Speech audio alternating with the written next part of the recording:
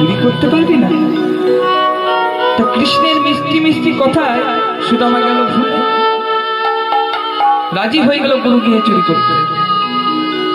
কি হয়েছে,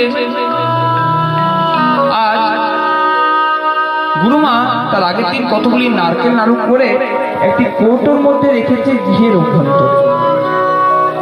আর সেই কৌটোর মধ্যে রেখেছে সেটা কিন্তু জানতে পেরেছে কানা। কানা সুদামাকে বলছে, চল ওই কৌটো থেকে নারকেল নাড়ুগুলো খেয়ে কৌটোটি বাইরে ফেলে দেবো, গুরুমা বুঝতেই পারবে না কি হয়েছে। তো কি হয়েছে, যেই না গৃহের বাইরে এসে উপনীত হয়েছে, বলছে, ওরে সুদামা, গৃহের অভ্যন্তর থেকে গিয়ে নারকেল নাড়ু কৌটোটা নিয়ে আয়। সুদামা বলছে, ওরে কানাই, আমার তো ভয় লাগছে, যদি কেউ চলে আসে, যদি কেউ চলে আসে।